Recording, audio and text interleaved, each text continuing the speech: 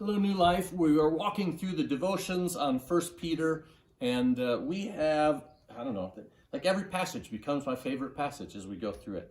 We have an amazing passage to walk through today that's challenging again just for our relationships and how we're doing during this season. So I'm going to read, we're in 1 Peter chapter 8, and it says in chapter 3, verse 8 and 9, "Finally, all of you, have unity of mind, sympathy, brotherly love, a tender heart, and a humble mind. Do not repay evil for evil or reviling for reviling, but on the contrary, bless. For to this you were called, that you may obtain a blessing." And so this is kind of a summary passage. He's been talking about husbands and wives and serving and suffering in the midst of that and giving yourself up. He says, finally, this is for everyone. Let's all get together. I really want you to hear this. And then there's 5 things, and there's really a beautiful poetry. Have unity of mind. So when I say beautiful poetry, these 5 things are a stair step up to the most important. So it starts out, have unity of mind, and it ends with a humble mind. So those two are the same. The second step is sympathy and a tender heart, and the middle is brotherly love. So have unity of mind, sympathy, brotherly love, a tender heart, and a humble mind. This is what he's calling to. And he's saying, essentially, in the midst of suffering, when things are really hard, and things are really stressful, and your patience is worn thin, make sure of this. Make sure you have unity of mind. Make sure you're showing sympathy. Make sure you're loving each other with a brotherly love, like a close family, a tender heart, and a humble mind. And I just want to walk through those. In fact, I'm going to, this first one, have unity of mind. It's have a harmony in your minds. I'm going to ask, so I'm asking Deborah to join in here quick. But finally, all of you have a harmony of your minds. ESV, it's translated a unity of your minds. But it's not just unity, it's a complement, it's a harmony, it's something that makes each other even better. So Deborah is an amazing harmony person. That's why I asked her to join us. So I'm going to just give you a note. You pick a harmony. Okay. Ready? Yeah.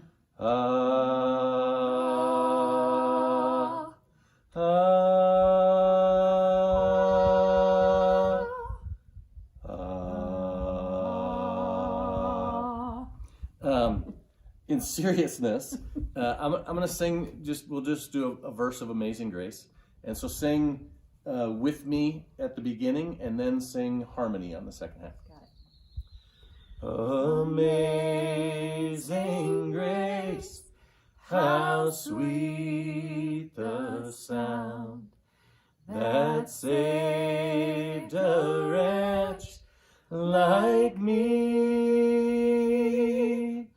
I once was lost, but now am found, was blind, but now I see.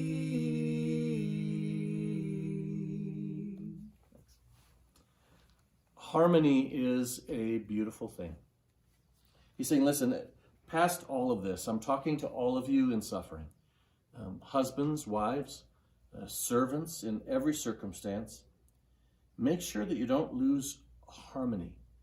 The ability to bless other people, to come alongside of other people, to celebrate other people, to make sure that you compliment someone else and make them better, like a harmony. Make sure you show sympathy, that you can relate to walking in their moccasins, so to speak. The pinnacle of all of this is brotherly love. Without love, we're just noisy gongs and clanging cymbals. Without love, we could be right in everything and we're totally wrong. We have to have love.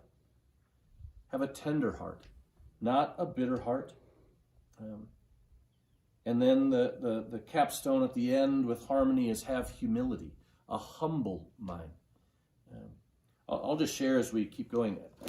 I think some of this is just off of Facebook, but in the last week with people complaining about having to wear masks or complaining about people who aren't wearing masks, with some of the rallies and riots in our country of people fighting for rights. And I know this gets politicized, and I know there are sides, and I know there are strong opinions. It's okay to have an opinion that we need to stand up for freedoms, and it's okay to have an opinion that we need to help protect each other and take care of each other. But regardless of what your opinion is, if you don't have love, it's worthless. We have to love each other. And here Peter is saying, in the midst of suffering, sometimes that fades to the background. Sometimes in the midst of suffering, people get so caught up in the hurts and the wounds and paying back. He says, listen, all of you, finally, everyone, unity of mind, sympathy, brotherly love, a tender heart, and a humble mind. Do not repay evil for evil or reviling for reviling, but on the contrary, bless, for to this you were called, that you may obtain blessing. Don't repay evil for evil. So if you get hurt, don't try and hurt back. And this, hurt people hurt people. I constantly, if I see someone that's really judgmental or spewing some hurts, I wonder what hurts are in their life that they're doing that. Oftentimes when we are hurt, we hurt back.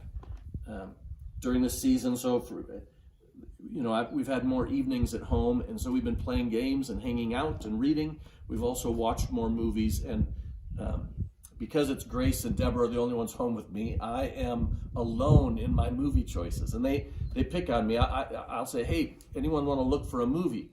And Deborah would say, oh, do you think we could find anything with a CIA op who's out to get everybody who's kidnapped their daughter?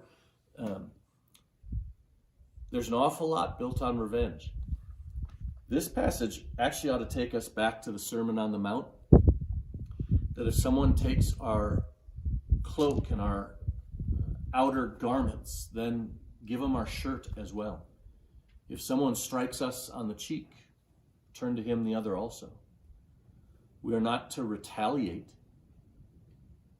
This is a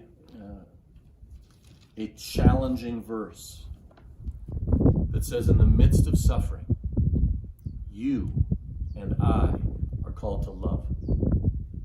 In the midst of suffering, we are not called to pay back evil for evil, eye for eye, tooth for tooth. We are not called to get even. We're called to love. In fact, it ties that with not only our calling, but our eventual reward. Do not repay evil for evil or reviling for reviling, but on the contrary, bless. For to this you were called, that you may obtain a blessing.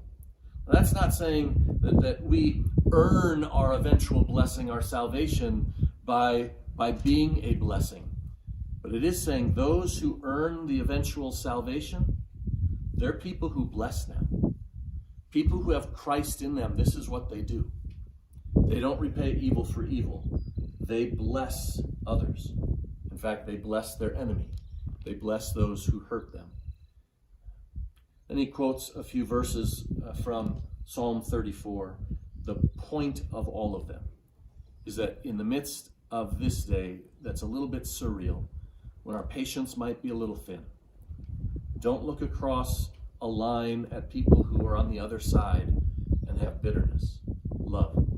Make sure you are loving everyone. Bless others, love others, for that is the calling of Christ in you and in me. God bless.